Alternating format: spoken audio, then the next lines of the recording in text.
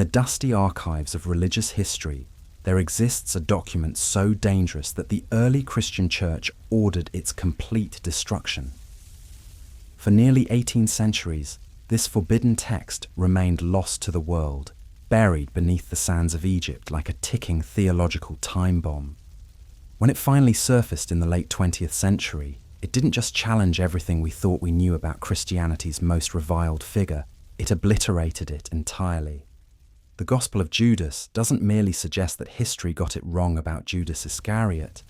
It reveals something far more explosive, that the man we've been taught to despise as the ultimate traitor, the greedy disciple who sold God for 30 pieces of silver, was actually Jesus Christ's most trusted confidant, his most beloved apostle, the only one worthy of carrying out the most crucial mission in human history.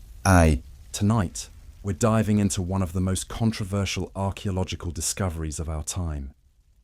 A text so heretical that church fathers like Irenaeus condemned it as a work of demons, so threatening to established doctrine that it was systematically hunted down and burned wherever it was found.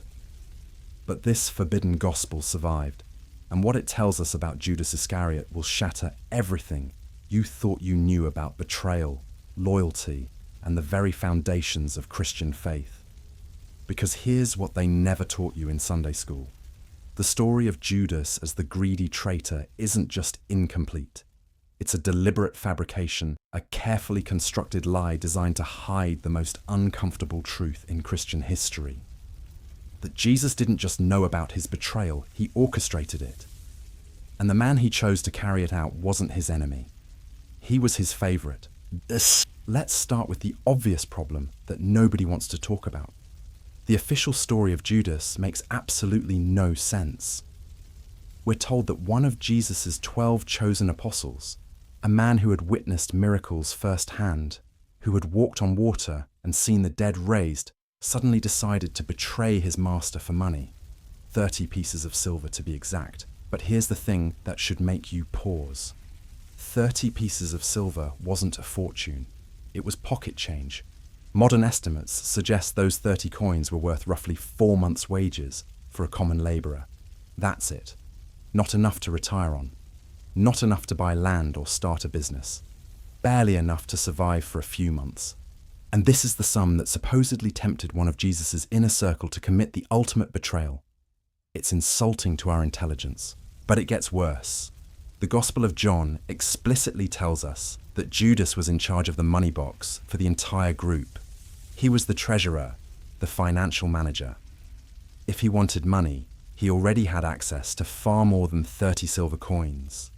He could have simply walked away with the group's entire treasury at any point, no betrayal necessary. No dramatic kiss in the garden. Just grab the cash and disappear into the night. So why didn't he? Why would a man with access to substantial funds risk everything for such a paltry sum? The traditional answer is that Judas was consumed by greed, that he was inherently corrupt. But this explanation crumbles under scrutiny because it ignores the most important question of all. If Judas was truly motivated by money, why did he immediately try to return the silver after Jesus was condemned? Why did he throw the coins at the feet of the chief priests and declare that he had betrayed innocent blood? These aren't the actions of a greedy man who got what he wanted. These are the actions of someone who realized his plan had gone catastrophically wrong. Someone who never intended for Jesus to actually die. Someone who was trying to force a different outcome entirely. This brings us to one of the most overlooked aspects of Judas's identity. His surname, Iscariot. For centuries, scholars assumed this simply referred to his place of origin, perhaps a town called Kerioth. But modern linguistic analysis suggests something far more sinister and revealing. Iscariot may not refer to a place at all. It may be a corruption of the Latin word sicarius, meaning dagger man or assassin. The Sicarii were a group of Jewish zealots who carried concealed daggers and used them to assassinate Roman collaborators and officials. They were revolutionaries, political extremists, who believed that the Messiah would come to overthrow Roman rule and establish a Jewish kingdom on earth. And if Judas was indeed a Sicarius, a zealot, then everything about his actions takes on a completely different meaning. Zealots weren't interested in spiritual salvation. They wanted political revolution. They believed the Messiah would be a military leader who would drive out the Romans and restore Jewish independence, and they were willing to use violence to make it happen. If Judas belonged to this movement, then his betrayal wasn't about money at all. It was about forcing Jesus' hand, about creating a situation where Jesus would have no choice but to reveal his true power and begin the revolution. Think about it. What better way to force the Messiah to act than to put him in mortal danger? If Jesus was truly the Son of God, if he truly had the power to overthrow Rome, then being arrested would simply trigger the divine intervention that zealots had been waiting for. Legions of angels would descend from heaven. The Romans would be swept away. The kingdom of God would be established on earth. But that's not what happened.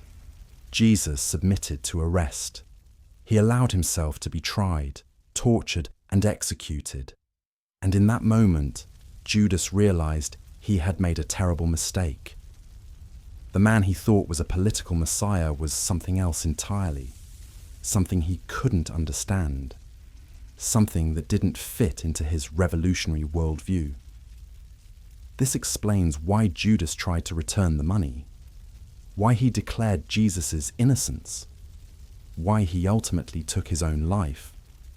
These weren't the actions of a satisfied betrayer. They were the desperate attempts of a man who had fundamentally misunderstood his master's mission and accidentally set in motion events that led to his death. But even this explanation, compelling as it is, doesn't tell the whole story. Because there's another layer to this mystery that goes deeper than politics, or misunderstanding a layer that the early church worked tirelessly to erase from history. The possibility that Judas knew exactly what he was doing.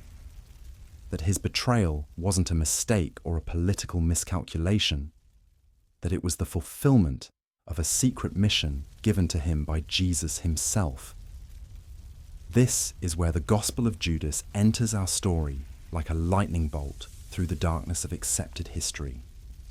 Discovered in the Egyptian desert in the 1970s, this ancient text spent decades in the hands of antiquities dealers and private collectors before finally being authenticated and translated by scholars. What they found inside its crumbling pages was nothing short of revolutionary. The Gospel of Judas doesn't just present a different version of events.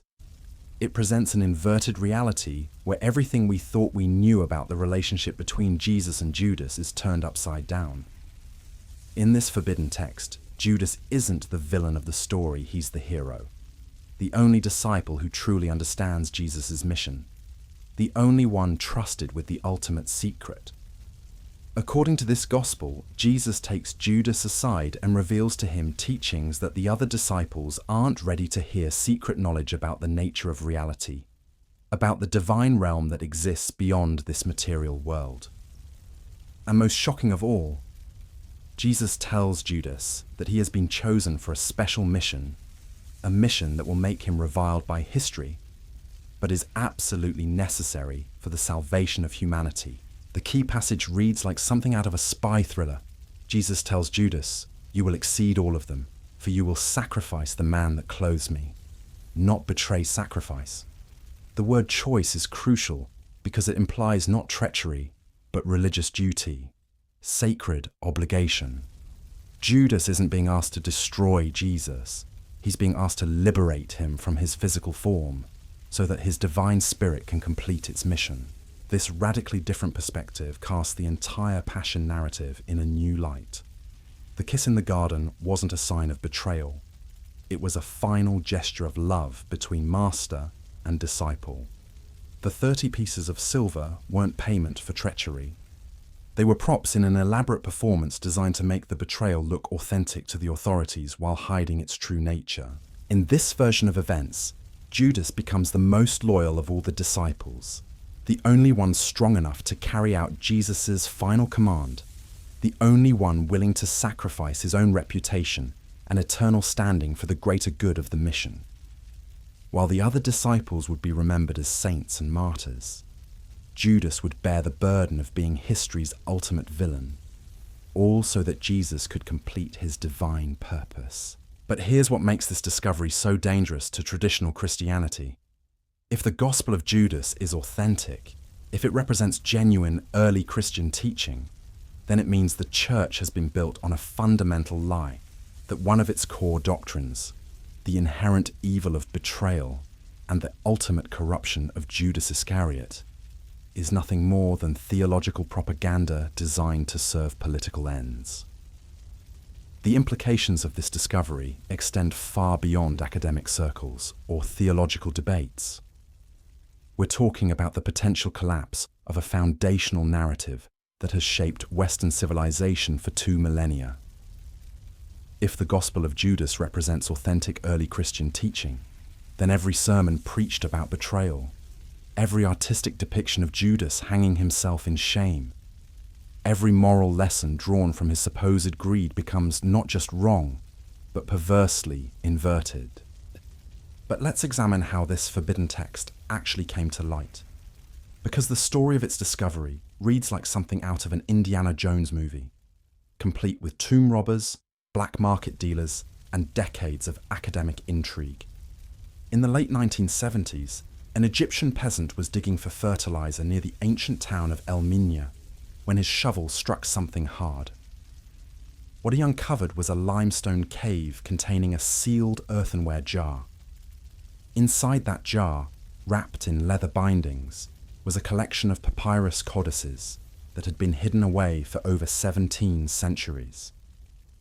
The peasant had no idea what he'd found. To him, these were just old books, potentially valuable to antiquities dealers who frequented the area. He sold his discovery to a Cairo dealer named Hannah, who recognized the texts as ancient, but couldn't read the Coptic script they were written in. What followed was a nightmare journey through the international black market for stolen antiquities. The codex containing the Gospel of Judas was stolen from Hannah's shop during a robbery in the early 1980s. It disappeared into the shadowy world of smugglers and private collectors, passing from hand to hand like a cursed artifact. For years, it mouldered in safety deposit boxes and private vaults, while its papyrus pages slowly deteriorated. Each transfer damaged it further. Each year of neglect brought it closer to complete destruction.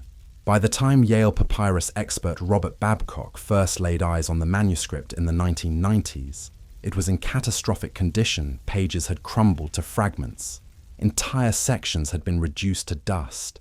The text that had somehow survived the systematic destruction campaigns of the early church was now being destroyed by simple neglect and the passage of time. But Babcock recognized what he was looking at. The handwriting style, the papyrus type, the binding techniques all pointed to a 3rd or 4th century origin. More importantly, the content matched descriptions found in the writings of early church father Irenaeus, who had specifically mentioned a heretical text called the Gospel of Judas in his work against heresies, written around 180 CE.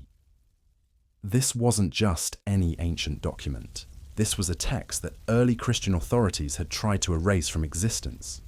The authentication process that followed was exhaustive and unforgiving. Radiocarbon dating placed the papyrus between 220 and 340 CE. Ink analysis confirmed the chemical composition was consistent with ancient Egyptian manuscripts. Multispectral imaging revealed text that had faded beyond normal visibility. Every scientific test confirmed what scholars hardly dared to believe. They had recovered one of Christianity's most dangerous lost documents. When the National Geographic Society announced the discovery in 2006, the response was immediate and explosive. Conservative Christian leaders denounced it as a hoax or a heretical forgery designed to undermine faith. Progressive theologians hailed it as proof of Christianity's suppressed diversity. Academic scholars dove into bitter debates about translation and interpretation. But beneath all the controversy lay a more unsettling question. If this text was authentic, what else had the early church worked to destroy? The Gospel of Judas wasn't discovered in isolation. It was part of a broader pattern of suppressed texts that began surfacing in the 20th century. The Nag Hammadi Library, discovered in Egypt in 1945, contained dozens of Gnostic Gospels and treatises that painted a radically different picture of early Christianity: the Gospel of Thomas, the Gospel of Philip, the Gospel of Mary Magdalene. All texts that had been condemned by Orthodox authorities and supposedly destroyed. These discoveries revealed something that church historians had long suspected, but rarely discussed openly. Early Christianity wasn't the unified movement that later Orthodoxy claimed it to be. It was a chaotic explosion of competing ideas, rival interpretations, and theological experiments. Dozens of different Christian communities developed their own understanding of Jesus' message. They wrote their own Gospels, developed their own rituals, and created their own theological frameworks. The version of Christianity that eventually became Orthodox, that produced the New Testament we know today, wasn't necessarily the most authentic or accurate version. It was simply the most politically successful. The version that managed to gain the support of Roman emperors and eliminate its competition through a combination of theological argument and brute force. This is where the story of the Gospel of Judas becomes more than just an archaeological curiosity. It becomes a window into one of history's most successful cover-ups, the systematic erasure of alternative Christian voices that might have told very different stories about Jesus, about his disciples, and about the true meaning of his mission. According to the Gospel of Judas, Jesus didn't just randomly select 12 disciples and hope for the best. He carefully chose individuals based on their specific roles in his divine plan. Most of the disciples were meant to spread his teachings to the masses. They were the public face of the movement, the ones who would establish churches and convert the nations. But Judas had a different assignment entirely.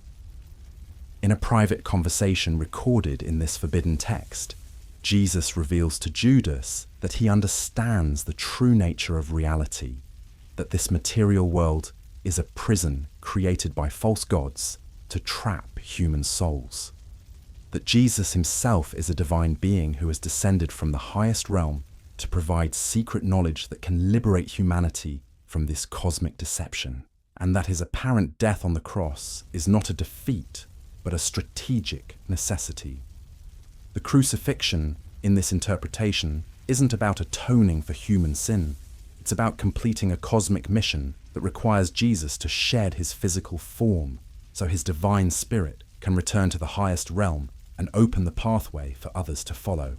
But this plan requires someone willing to play the role of betrayer, someone strong enough to carry out what appears to be the ultimate act of treachery but is actually the ultimate act of loyalty.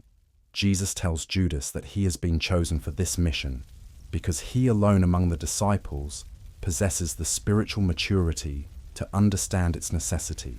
The other disciples are too attached to Jesus' physical presence, too caught up in dreams of earthly kingdoms and worldly glory.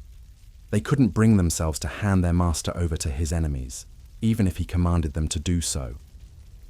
Only Judas has the strength and wisdom to carry out this terrible but necessary deed. The text describes Judas's reaction to this revelation in heartbreaking detail. He doesn't leap at the chance to betray his master. He's horrified by the assignment. He begs Jesus to choose someone else. But Jesus insists that this burden can only be carried by someone who truly loves him, someone willing to sacrifice not just their life, but their eternal reputation for the greater good of the mission. This portrayal of Judas as the most loyal, rather than the most treacherous disciple, completely inverts everything we've been taught about the crucifixion narrative. The kiss in the garden becomes not a sign of hypocrisy, but a final gesture of love between master and devoted student. The 30 pieces of silver become not the price of betrayal, but a prop in an elaborate performance designed to make the handover look authentic to the authorities. Even Judas's suicide takes on a different meaning in this context. Rather than being driven to despair by guilt over his betrayal, he's overwhelmed by grief at the loss of his beloved teacher, and the knowledge that he will forever be remembered as history's greatest villain. His death isn't an admission of guilt. It's the final sacrifice required by his assignment, the ultimate proof of his loyalty. But here's what makes this alternative narrative so dangerous to Orthodox Christianity. If Judas was acting on Jesus' direct orders, if the betrayal was part of the divine plan rather than human weakness, then it calls into question some of the most fundamental assumptions about free will, moral choice, and the nature of good and evil that Christianity has built its entire theological framework upon. Traditional Christian doctrine holds that humans have free will to choose between good and evil, that sin is the result of individual moral failure. That redemption comes through recognizing our sinfulness and accepting divine forgiveness. The story of Judas as the greedy betrayer supports all of these concepts. He chose evil over good. He succumbed to temptation. His fate serves as a warning to others about the consequences of moral failure. But if Judas was following divine orders, if his apparent betrayal was actually obedience to a higher calling, then the entire framework collapses. Free will becomes an illusion if some people are predestined to play villain roles in cosmic dramas they don't understand. Moral choice becomes meaningless if apparent sins are actually necessary sacrifices. The distinction between good and evil blurs beyond recognition if ultimate loyalty requires the appearance of ultimate treachery. This is exactly why early church authorities like Irenaeus fought so hard to suppress Gnostic texts like the Gospel of Judas. These weren't just alternative interpretations of Christian teaching. They were theological weapons that could destroy the entire foundation of Orthodox doctrine. They suggested that the simple moral narratives preached from pulpits across the empire were not just incomplete, but deliberately deceptive. The Gnostics believed that most people were living in a kind of spiritual sleep, trapped by false beliefs and ignorant of their true nature, as divine beings temporarily imprisoned in material bodies. They taught that salvation came not through faith in orthodox doctrine, but through gnosis, secret knowledge that could awaken the soul to its true reality, and they claimed that Jesus had come not to die for humanity's sins, but to share this liberating knowledge with those capable of receiving it. From an orthodox perspective, these ideas were not just wrong, they were catastrophically dangerous. If people believed they could achieve salvation through secret knowledge rather than through the church, then the church's entire authority structure became unnecessary. If the material world was a prison rather than God's creation, then the political and social order that the church was trying to sanctify became suspect. If apparent villains like Judas were actually heroes, then how could anyone trust the moral categories that underpinned Christian civilization? The solution was systematic suppression. Gnostic texts were declared heretical. Their authors were excommunicated or executed. Their books were burned wherever they were found. Entire theological libraries were reduced to ash in the name of protecting Orthodox faith. And slowly, over the course of several centuries, alternative voices were silenced and forgotten. But the campaign to erase these alternative voices went far beyond simple book burning. What we're talking about here is one of history's most sophisticated information warfare operations. The early church didn't just destroy competing texts. They systematically rewrote history to make it appear as if Orthodox Christianity had always been the dominant and authentic version of the faith. Consider the mechanics of this erasure. In a world without printing presses, destroying a text meant hunting down every handwritten copy across the known world. It meant infiltrating private libraries, raiding monasteries, and convincing local authorities to participate in coordinated destruction campaigns. It required an intelligence network that spanned continents and operated for centuries. The church achieved this through a combination of imperial support and theological terror. Once Constantine legalized Christianity in the 4th century, Orthodox bishops gained access to state power. They could use Roman law enforcement to seize heretical texts. They could impose legal penalties on anyone caught possessing forbidden documents. They could turn the machinery of empire into a weapon for theological uniformity. But they also deployed something more insidious. The doctrine of spiritual contamination. Church authorities taught that simply reading heretical texts could corrupt the soul. That exposure to alternative interpretations of Christian teaching was literally dangerous to one's eternal salvation. This created a climate of fear, where even curious scholars avoided forbidden books, afraid that intellectual curiosity might damn them to hell. The result was a kind of theological Stockholm syndrome. Believers became complicit in their own intellectual imprisonment, voluntarily limiting their access to information that might challenge orthodox teaching. They learned to police themselves, to report suspicious texts to authorities, to participate in their own indoctrination with enthusiasm rather than resistance. This is why the survival of texts like the Gospel of Judas is so remarkable. These documents represent acts of extraordinary courage by unknown individuals who risked everything to preserve alternative voices. Someone in ancient Egypt carefully wrapped these manuscripts and hid them in sealed jars, knowing they might never be recovered, but hoping that future generations might one day be ready to hear what the church had tried to silence. The person or people who hid the Gospel of Judas weren't just preserving an ancient book. They were preserving a completely different understanding of reality, a worldview that challenged not just specific doctrines, but the entire framework of religious authority that Orthodox Christianity was trying to establish. Because here's what the Gnostics understood that Orthodox Christians feared. If religious truth could be discovered through direct spiritual experience rather than institutional authority, then priests became unnecessary. If salvation came through secret knowledge rather than public confession, then churches became optional. If the material world was a prison rather than God's creation, then the entire social order that Christianity was trying to sanctify became suspect. The Gospel of Judas embodies all of these dangerous ideas. It presents Jesus not as a figure who died to establish a church, but as a teacher who came to share liberating knowledge with those capable of receiving it. It suggests that the most important Christian teachings were never meant for mass consumption, but were reserved for a spiritual elite who could handle their revolutionary implications. In this text, Jesus takes Judas aside and reveals cosmic secrets that would shatter the other disciples' simple faith. He explains that this material reality is a kind of simulation created by false gods to trap human souls.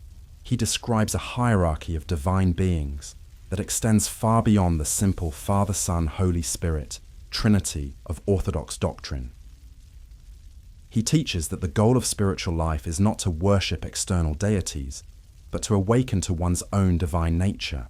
These aren't just abstract theological concepts. They're practical instructions for spiritual liberation.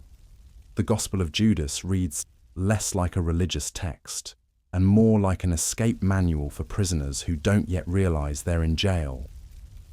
It's designed to wake people up from what Gnostics saw as a kind of cosmic hypnosis that kept humanity enslaved to false authorities, both religious and political.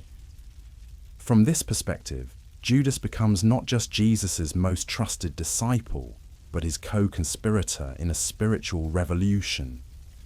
The betrayal becomes a kind of performance art designed to create the conditions necessary for Jesus to complete his mission, while simultaneously exposing the corruption of both Jewish religious authorities and Roman political power.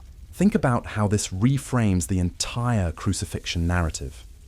In the Orthodox version, Jesus dies as a sacrificial victim, passively accepting suffering to atone for human sin. But in the Gnostic version, Jesus orchestrates his own apparent death as a strategic move in a larger cosmic chess game. He's not a victim. He's a master manipulator, playing multiple opponents against each other, while working toward an outcome that none of them understand. Judas becomes his primary agent in this operation, the disciple who understands the plan well enough to play his role perfectly. The kiss in the garden isn't a sign of hypocrisy, it's a professional signal between operatives. The 30 pieces of silver aren't payment for betrayal. They're props in an elaborate theatre production, designed to fool the authorities into thinking they're witnessing a simple case of greed and treachery. But here's where the story takes an even darker turn.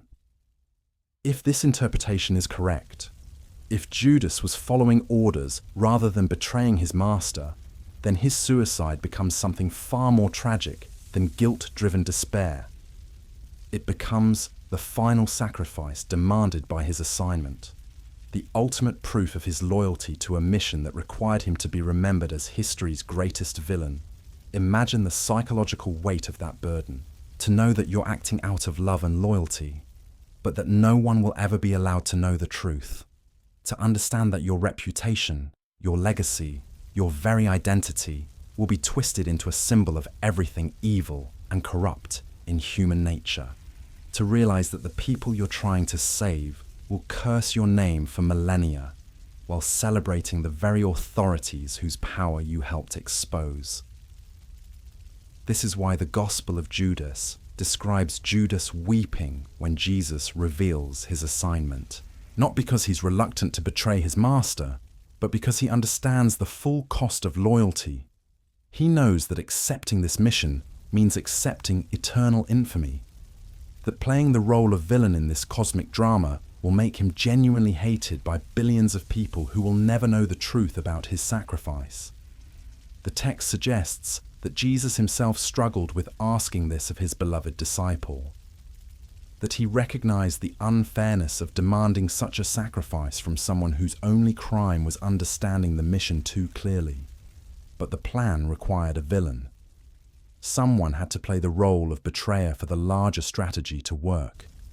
And Judas, because of his strength and his wisdom, was the only one capable of carrying this burden. This interpretation transforms Judas from a cautionary tale about human weakness into something far more complex and tragic. A story about the price of loyalty, when loyalty requires accepting blame for actions you never chose. A meditation on the difference between appearance and reality, when truth itself becomes a weapon that can only be wielded in secret. But the implications extend far beyond the fate of a single disciple. If the Gospel of Judas represents authentic early Christian teaching, then it suggests that the entire foundational narrative of Christianity is built on a deliberate misrepresentation, that the Church's moral authority rests on a lie so fundamental that revealing it would call into question everything the institution claims to represent. Consider what happens to Christian ethics if Judas was actually following divine orders, if apparent betrayal was actually obedience, if the greatest villain in Christian history was actually its greatest hero. Suddenly, the simple moral categories that the Church uses to judge human behavior become impossibly complex. Good and evil stop being clear opposites and start being contextual positions in larger dramas that most participants don't understand. This is exactly the kind of moral ambiguity that Orthodox Christianity was designed to eliminate.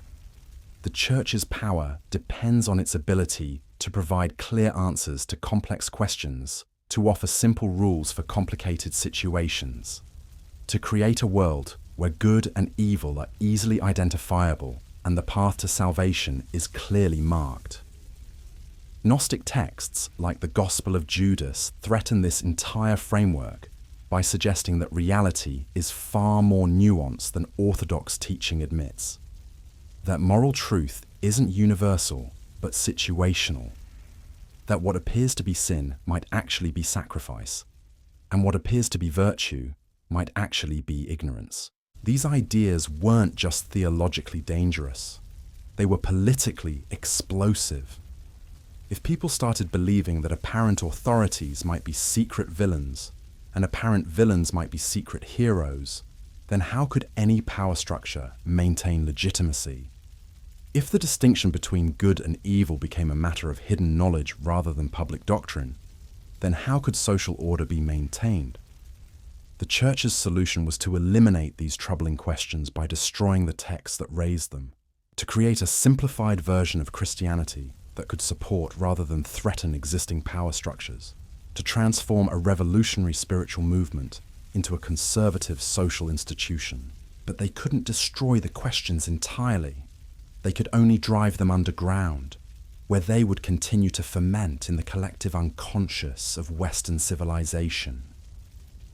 Every time someone felt that the official story didn't make sense, every time someone wondered why a loving God would create eternal punishment, every time someone questioned whether religious authorities were really acting in good faith, the suppressed voice of Gnostic Christianity has never completely disappeared. It surfaces in mystical traditions, in esoteric philosophies, in underground movements that promise secret knowledge and spiritual liberation. It appears in literature and art that explores the gap between appearance and reality. It manifests in the persistent human suspicion that the people in charge aren't telling the whole truth. The Gospel of Judas is important not just because it offers an alternative interpretation of a familiar story, but because it represents the return of these suppressed questions in a form that can no longer be ignored or destroyed. Modern archaeological science has recovered what ancient religious authority tried to eliminate. The voices that were silenced are speaking again, and they're asking uncomfortable questions that go far beyond the fate of a single disciple. They're questioning the entire structure of religious authority, the reliability of historical narratives, the relationship between truth and power, the difference between genuine spirituality and institutional control. If Judas Iscariot was actually Jesus Christ's most loyal disciple, then what else might the official story have gotten wrong? If the greatest villain in Christian history was actually its greatest hero, then how many other inversions might be hiding in plain sight?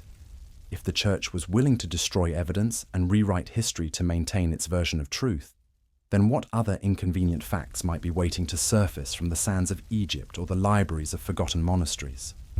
These aren't just academic questions. They're challenges to the fundamental assumptions that Western civilization has built its moral and political structures upon. They suggest that the stories we tell ourselves about good and evil, about loyalty and betrayal, about the nature of religious truth itself, might be far more complex and far less reliable than we've been taught to believe.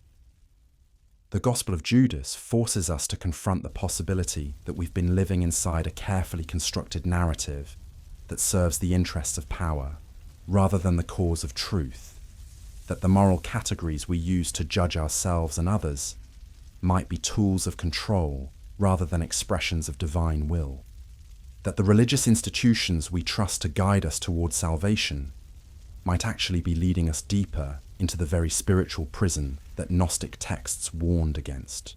This is why the discovery of the Gospel of Judas is more than just an archaeological curiosity. It's a theological earthquake that threatens to reshape our understanding not just of Christian history, but of the entire relationship between religious authority and spiritual truth. It suggests that the most dangerous ideas aren't the ones that challenge religious belief, but the ones that challenge religious power. And in a world where religious institutions continue to wield enormous influence over political decisions, social policies, and individual lives, these questions have never been more urgent. Because if the Church could successfully rewrite the story of Judas Iscariot, transforming Christianity's greatest hero into its greatest villain, then what other historical inversions might be shaping our understanding of reality without our knowledge or consent? The forbidden text that survived in the Egyptian desert isn't just telling us a different story about events that happened 2,000 years ago. It's warning us that the stories we're being told today might be just as carefully constructed, just as deliberately deceptive, and just as designed to serve the interests of those who benefit from keeping us ignorant of uncomfortable truths. The battle over the Gospel of Judas didn't end with its authentication.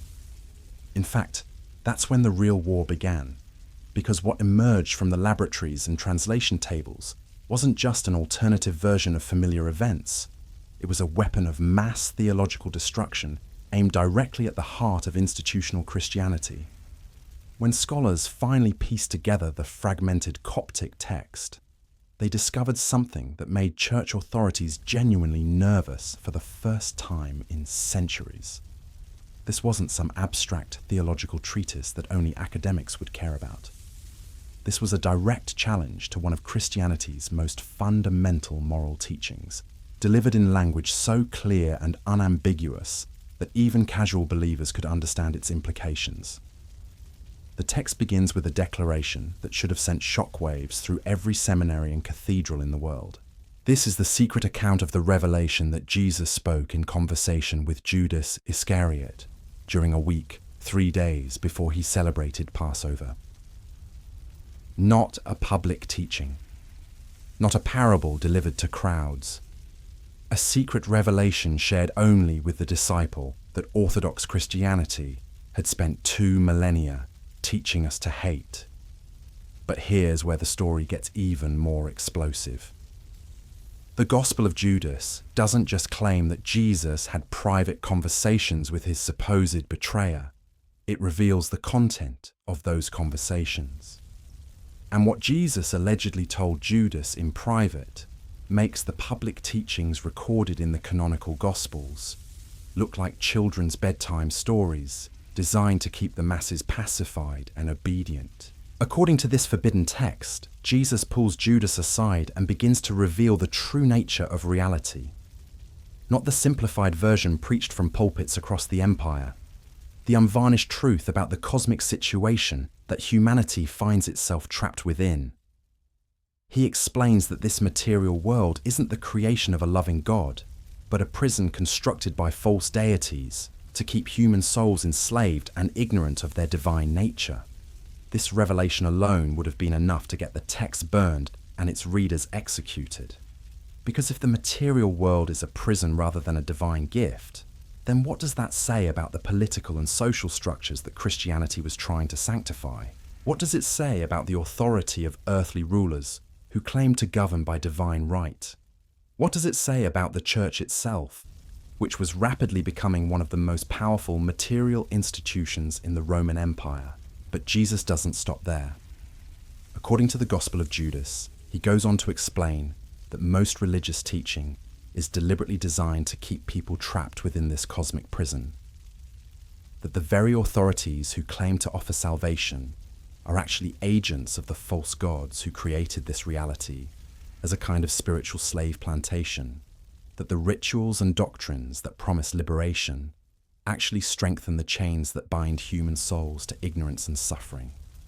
In other words, Jesus is revealed as the ultimate conspiracy theorist, someone who understands that the entire religious and political system is rigged against humanity and is working to expose and undermine it from within.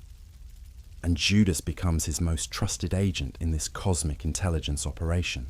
The text describes Jesus teaching Judas about multiple levels of divine reality that extend far beyond the simple heaven and earth cosmology of Orthodox Christianity. He speaks of realms within realms, of hierarchies of divine beings, of cosmic battles between forces of liberation and forces of enslavement that most humans never even realize are taking place around them. This isn't the gentle shepherd of Sunday school lessons. This is a spiritual revolutionary sharing classified information about the true nature of reality with his most trusted operative.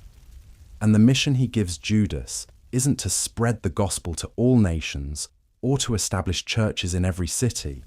It's to help him complete a covert operation that will appear to end in failure, but will actually accomplish something far more important than earthly success. Jesus explains to Judas that his physical death is necessary not as a sacrifice for human sin, but as a strategic move in a larger cosmic chess game. That his apparent defeat at the hands of religious and political authorities will actually expose their true nature while simultaneously opening a pathway for human souls to escape the prison that this material reality represents. But the plan requires someone willing to play the role of betrayer. Someone strong enough to hand over their beloved teacher to his enemies, while knowing that this act of apparent treachery is actually the ultimate expression of loyalty and love. Someone who can carry the burden of being history's most hated figure, while understanding that their sacrifice is what makes the entire liberation operation possible. The Gospel of Judas describes Jesus asking Judas to accept this terrible assignment, with language that reads more like a military briefing than a religious conversation. There's no gentle persuasion here, no appeals to faith or promises of heavenly reward, just a cold assessment of what needs to be done and why Judas is the only disciple capable of doing it. Jesus tells him directly, "You will be cursed by the other generations, and you will come to rule over them." Not blessed, cursed. The text acknowledges up front that accepting this mission means accepting eternal infamy, that playing the villain in this cosmic drama will make Judas genuinely hated by billions of people who will never understand the true nature of his sacrifice. But there's a deeper layer to this revelation that makes it even more dangerous to Orthodox Christianity. The Gospel of Judas suggests that the other disciples, the ones who would become the foundation of the institutional church, never received these secret teachings, that they remained ignorant of the true nature of Jesus' mission and continued to worship the very false gods that Jesus had come to expose and overthrow. In a particularly devastating passage, Jesus explicitly tells Judas that the other disciples will establish churches and perform rituals in his name, but they will actually be serving the cosmic prison system rather than working to liberate humanity from it, that their well-intentioned efforts to spread Christianity will actually strengthen the spiritual chains that bind human souls to ignorance and suffering. Think about the implications of this claim. If true, it means that institutional Christianity, built on the teachings and authority of the other disciples, is not just incomplete, but actively counterproductive, that the very churches that promise salvation are actually agents of the false gods who created this reality as a cosmic trap, that 2,000 years of Christian civilization has been built on a foundation of fundamental misunderstanding about the nature of Jesus' actual mission. This is why church authorities fought so hard to destroy Gnostic texts like the Gospel of Judas. These weren't just alternative interpretations that could be debated in academic settings. These were theological weapons of mass destruction that threatened to expose the entire institutional framework of Christianity as an elaborate deception. From a Gnostic perspective, the success of Orthodox Christianity wasn't proof of its divine authority. It was evidence of how effectively the cosmic prison system could co-opt even genuine spiritual movements and turn them into tools of control and manipulation. The more successful the church became at gaining temporal power and political influence, the more it proved that it was serving the false gods rather than working to liberate humanity from their control. The Gospel of Judas makes this accusation explicit. It describes Jesus warning Judas that future generations will worship him incorrectly, will build institutions in his name that actually serve his enemies, and will curse the one disciple who truly understood his message while celebrating those who fundamentally misunderstood it. This creates a kind of theological mirror world where everything appears to be inverted from its true nature. The supposed villain becomes the actual hero. The celebrated saints become unwitting agents of deception. The successful religious institution becomes the enemy of genuine spirituality, and the text that promises to reveal truth becomes the most dangerous document in human history. But here's what makes this alternative narrative so psychologically compelling. It explains the persistent sense that something is fundamentally wrong with the official story. Why does the betrayal of Judas feel so convenient? Why does the transformation of Christianity from a revolutionary spiritual movement into a conservative political institution seem so suspicious? Why do the moral teachings that promise liberation so often feel like tools of control and manipulation? The Gospel of Judas suggests that these uncomfortable questions arise because we're living inside an inverted reality where truth has been systematically replaced with its opposite, where the real heroes have been transformed into villains and the actual villains have been celebrated as heroes, where the institutions that claim to serve God actually serve the cosmic forces that oppose genuine human liberation. This isn't just an ancient theological dispute. It's a template for understanding how power structures maintain themselves by controlling the narratives that people use to make sense of reality. The Church's successful campaign to destroy Gnostic texts and replace them with orthodox doctrine provides a blueprint for information warfare that has been used by countless institutions throughout history. Control the story, and you control the meaning. Control the meaning, and you control behavior. Control behavior, and you control society. The transformation of Judas from hero to villain isn't just a theological revision. It's a case study in how authority figures can rewrite history to serve their own interests, while convincing their subjects that they're receiving divine truth. The Gospel of Judas forces us to confront the possibility that we're living inside such a controlled narrative right now. That the stories we've been taught about good and evil, about loyalty and betrayal, about the nature of spiritual truth itself, might be carefully constructed deceptions designed to keep us trapped within systems that benefit those in power, while claiming to serve our highest interests. This is why the text's survival and eventual translation represents more than just an archaeological achievement. It's a kind of historical jailbreak, a voice from the past warning us that the prison we're living in might be more subtle and more complete than we ever imagined. That the very institutions we trust to guide us toward truth and freedom might be the primary mechanisms by which we're kept ignorant and enslaved. But the Gospel of Judas doesn't just diagnose the problem, it suggests a solution.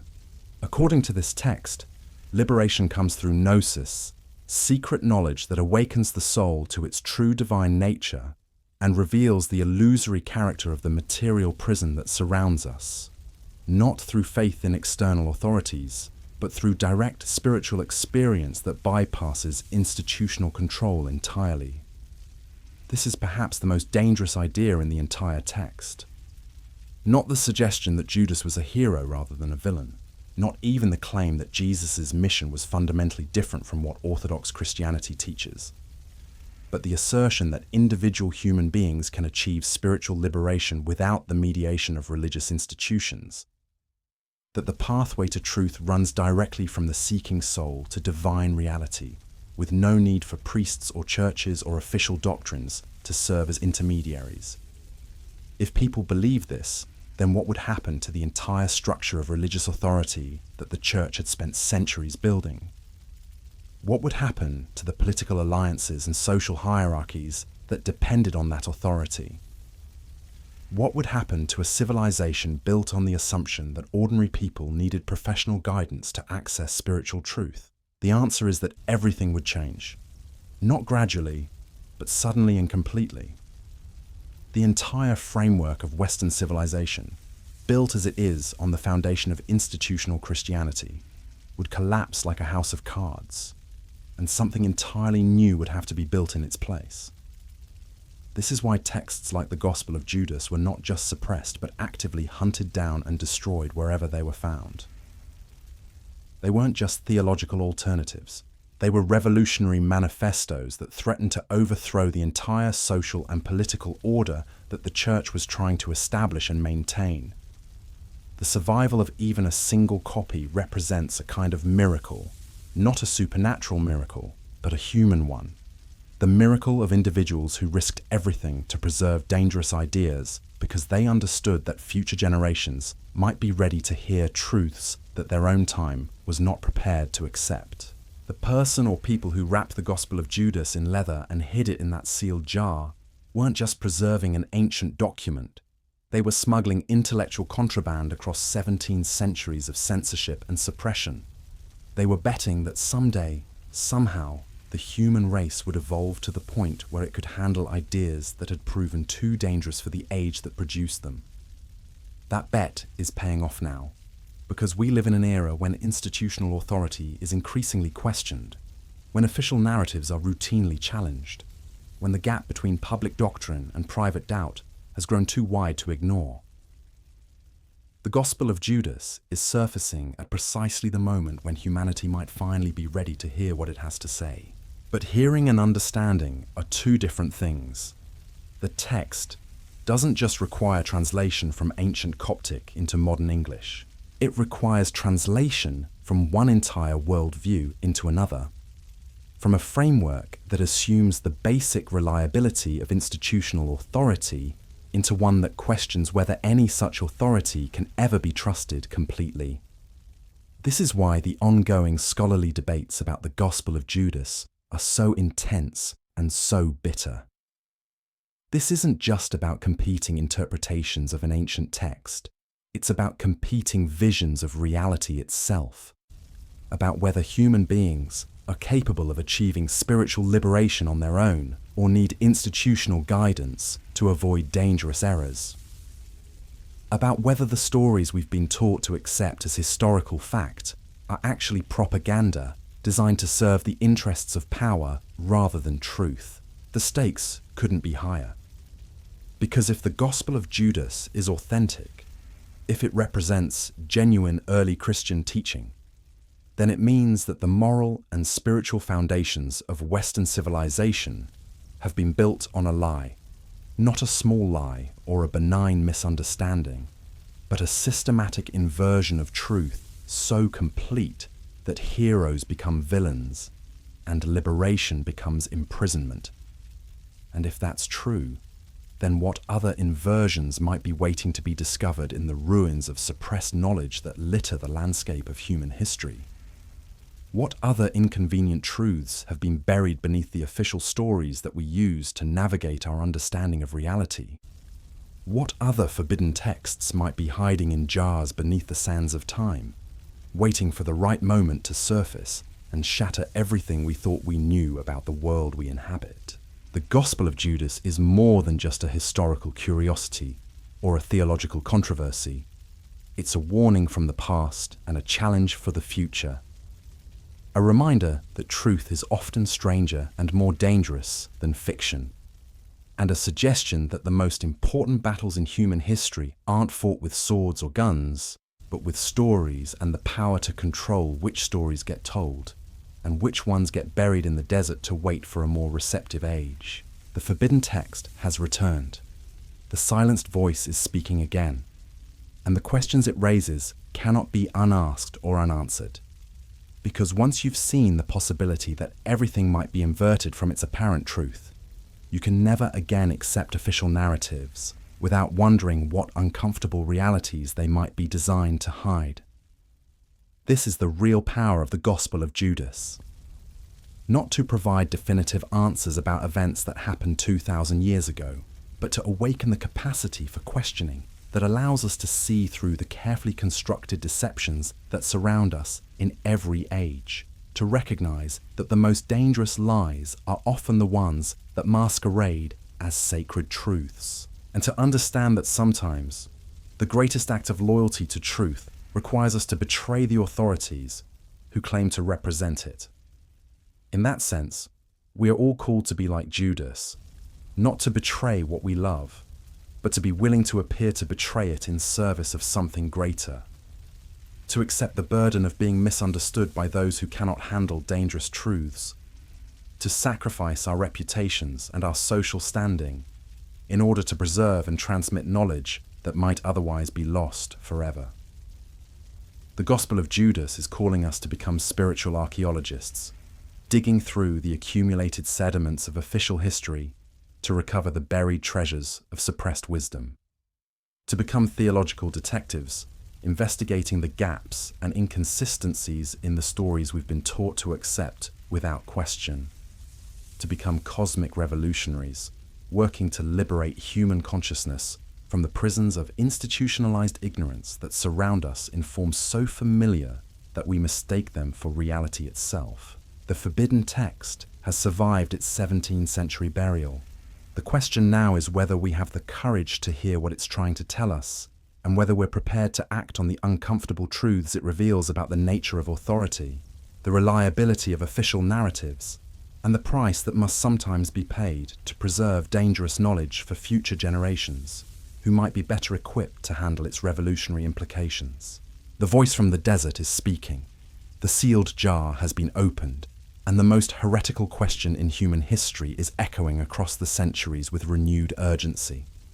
What if everything we've been taught about heroes and villains, about good and evil, about the very nature of truth itself, has been deliberately inverted to serve the interests of those who benefit from keeping us ignorant of our own divine potential.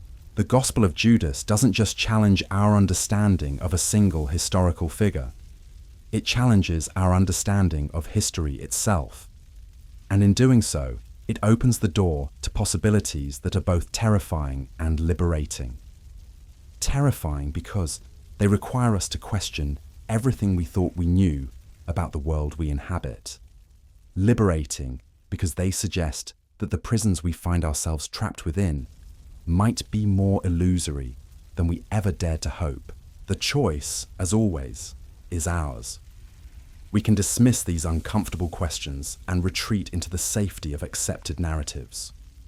Or we can follow the example of the unknown heroes who preserved this dangerous knowledge across 17 centuries of suppression, trusting that truth, however buried and however delayed, will eventually find its way back to the surface where it belongs.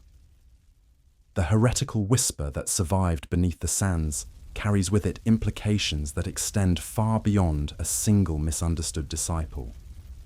Because if the Gospel of Judas represents authentic early Christian teaching, then we're not just dealing with a case of historical revision.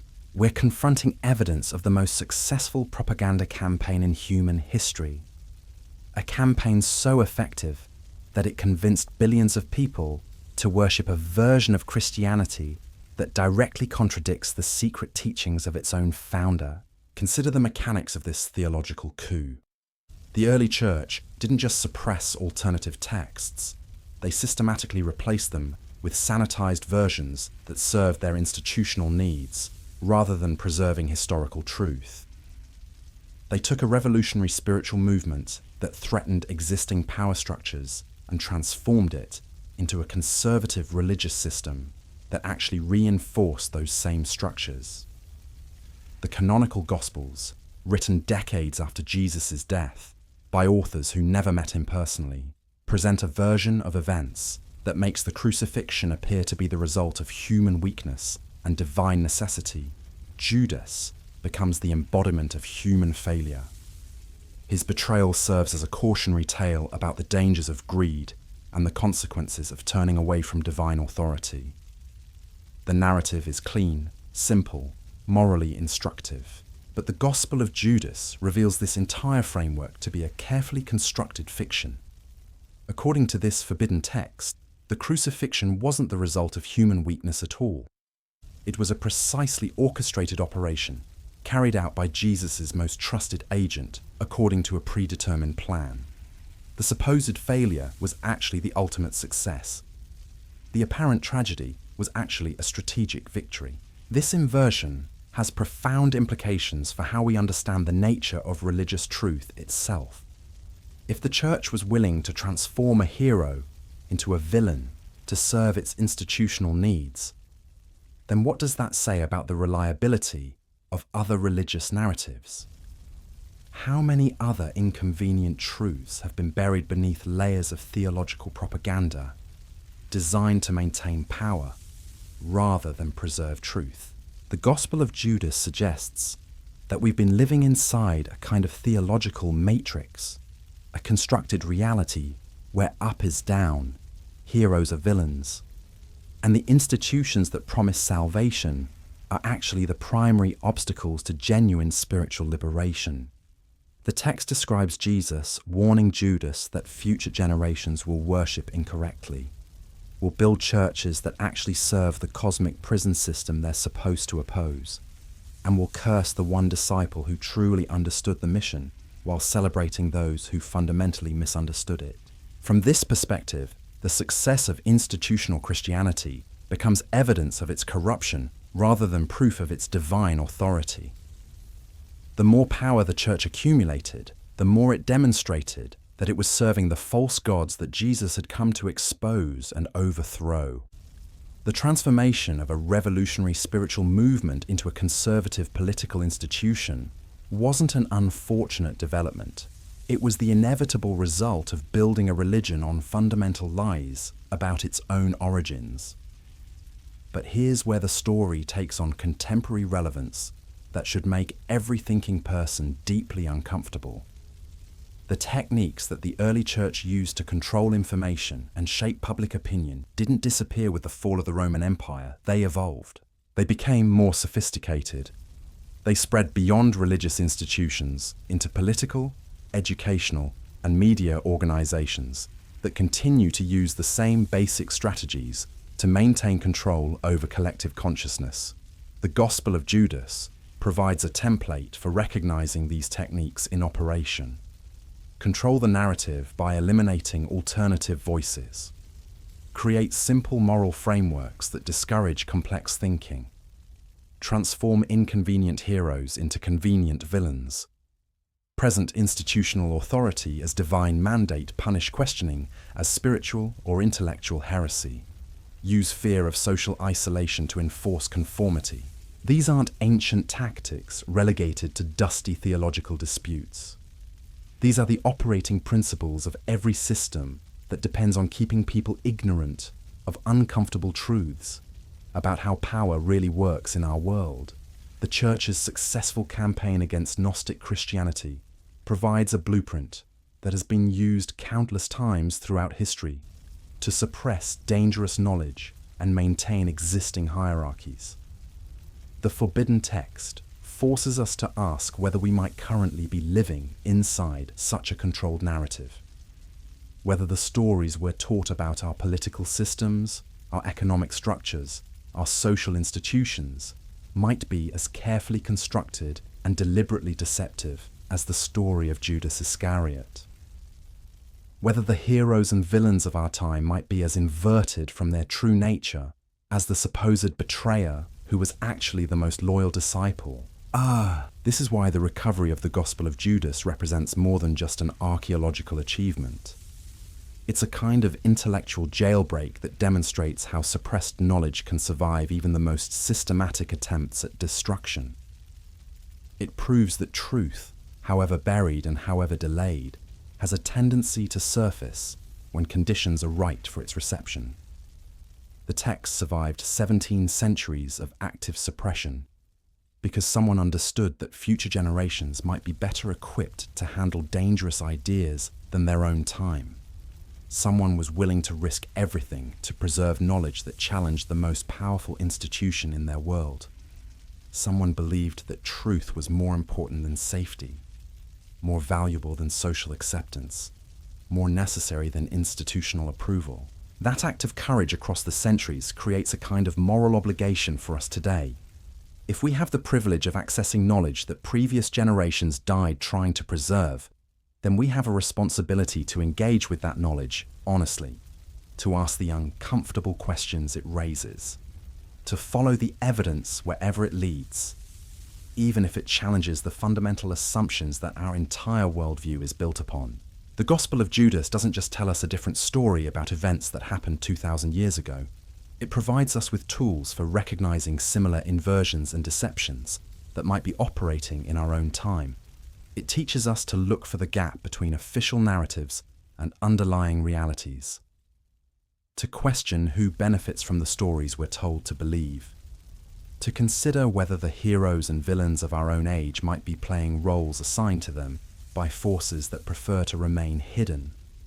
But perhaps most importantly, it reminds us that the most dangerous lies are often the ones that masquerade as sacred truths, that the institutions we trust most completely are often the ones most capable of deceiving us. That authority figures who claim divine mandate or moral superiority are often the ones most invested in preventing us from discovering uncomfortable truths about how they acquired and maintain their power.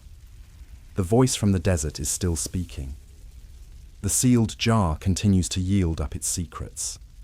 And the questions that terrified early church authorities enough to launch a centuries-long campaign of destruction and suppression are more relevant today than they were when the ink was still wet on the papyrus. Because in an age when information moves at the speed of light, when alternative narratives can spread across the globe in minutes, when institutional authority is increasingly questioned and challenged, the techniques that once allowed small groups of powerful people to control what everyone else was allowed to think and believe are becoming less effective.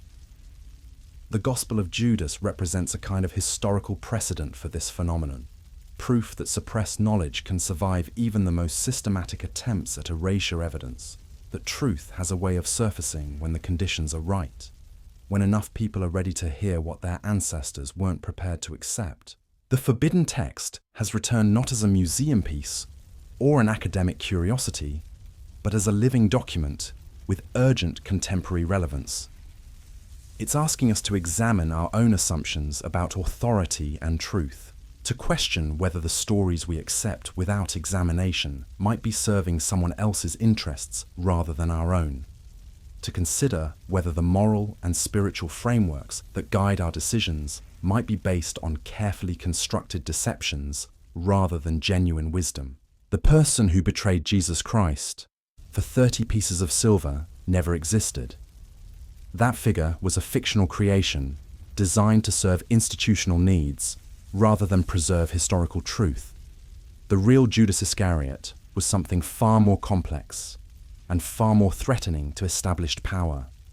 He was living proof that the most profound acts of loyalty sometimes require us to appear to betray everything we love, that the greatest service we can perform for truth might require us to accept the burden of being misunderstood by those who aren't ready to handle uncomfortable realities. The Gospel of Judas is calling us to embrace that same burden, to be willing to question sacred narratives even when doing so makes us unpopular, or suspect to preserve and transmit dangerous knowledge even when it threatens our social standing or personal safety. To understand that sometimes the most important truths are the ones that can only be spoken in whispers, hidden in sealed jars, buried beneath the sand, to wait for a more receptive age. That more receptive age may finally be arriving. The technological tools that once allowed small groups of authorities to control information are being democratized. The capacity to investigate, verify, and share alternative narratives is spreading beyond institutional gatekeepers. The questions that once could only be asked in secret can now be explored in public forums that span the globe. But technology alone isn't enough. The recovery of suppressed knowledge requires something more fundamental. It requires the courage to admit that we might have been wrong about things we thought we understood completely. The humility to recognize that our most cherished beliefs might be based on incomplete or deliberately distorted information. The wisdom to understand that truth is often more complex and more uncomfortable than the simplified versions we're taught to accept. The Gospel of Judas offers us more than just a different interpretation of familiar events. It provides us with a method for approaching all narratives with appropriate skepticism, a framework for recognizing when official stories might be serving institutional interests rather than historical accuracy. A reminder that the most important questions are often the ones that authorities work hardest to prevent us from asking. The forbidden text survived its burial because someone believed that future generations would be brave enough to hear what their own time wasn't ready to accept. That bet is being tested now. The sealed jar has been opened. The dangerous knowledge has been recovered and translated. The uncomfortable questions are being asked in public forums that reach millions of people. The question that remains is whether we have the courage to follow this investigation wherever it leads.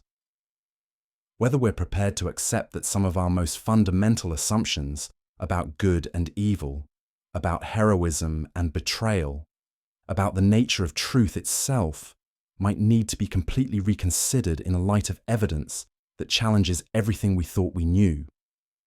The Gospel of Judas is more than a historical document. It's a mirror that reflects our own relationship to authority and truth. It's asking us to examine whether we have the strength to be like the real Judas Iscariot. Not the fictional villain created by institutional propaganda, but the actual historical figure who was willing to sacrifice his reputation and his legacy to serve something greater than his own comfort and social acceptance. The most loyal disciple understood that sometimes truth can only be preserved by those willing to be misunderstood by their contemporaries. That sometimes the greatest act of service requires accepting the role of apparent villain in a drama whose true meaning won't be revealed until long after the curtain falls. That sometimes love itself demands actions that will be interpreted as betrayal by those who don't understand the larger mission being served. The forbidden text has survived its 17th century burial to remind us of these uncomfortable truths, to challenge us to look beyond the surface narratives that shape our understanding of reality, to question whether the heroes and villains of our own time might be playing roles assigned by forces that prefer to operate in shadow rather than light. The voice from the desert is still speaking. The question is whether we have the courage to hear what it's trying to tell us, and whether we're prepared to act on the dangerous knowledge that emerges when sealed jars are finally opened and forbidden texts are allowed to speak their truth to a world that may finally be ready to listen. The Gospel of Judas Iscariot has returned from its grave beneath the sand. The most heretical document in Christian history has survived every attempt at destruction and suppression. And the questions it raises about the nature of truth, authority, and the reliability of official narratives have never been more urgent than they are right now. In an age when the techniques of information control that once seemed so effective are finally beginning to lose their power to keep uncomfortable truths buried in the darkness where authorities prefer them to remain. The light is breaking through. The sealed chambers are being opened, and the most dangerous ideas in human history are surfacing once again to challenge everything we thought we knew about the world we inhabit, and the forces that shape our understanding of reality itself, The sealed jar has been opened. The forbidden voice speaks again. And after 17 centuries of enforced silence, Judas Iscariot finally gets to tell his side of the story, not as history's greatest villain, but as its most misunderstood hero, the man who loved his master so deeply that he was willing to be hated by billions of people for all eternity just to fulfill the divine mission that no one else was strong enough to carry out. The Gospel of Judas doesn't just challenge our understanding of a single historical figure. It exposes the entire machinery of institutional deception. It reveals how truth can be inverted, how heroes can be transformed into villains, how the most profound acts of loyalty can be rewritten as the ultimate betrayal. And it forces us to ask the most uncomfortable question of all. If they could successfully lie about something this fundamental for 2,000 years, what else might they be lying about right now? The forbidden text survived because someone believed that future generations would be brave enough to hear dangerous truths that their own time wasn't ready to accept. That gamble is paying off now, in an age when institutional narratives are crumbling under the weight of their own contradictions. When people are finally beginning to understand that the most sacred stories are often the most carefully constructed lies. So the next time you hear someone called a traitor for challenging authority, remember Judas. The next time you see someone destroyed for speaking inconvenient truths, remember the kiss in the garden. And the next time you're told to trust the official story without question, remember that somewhere beneath the sand, there might be another sealed jar waiting to shatter everything they've taught you to believe. Because the greatest betrayal of all isn't turning against those you love. It's allowing their truth to be buried beneath centuries of lies, while the real villains write themselves into history as heroes. The Gospel of Judas has returned to set the record straight. The question is, are you ready to hear what it has to say?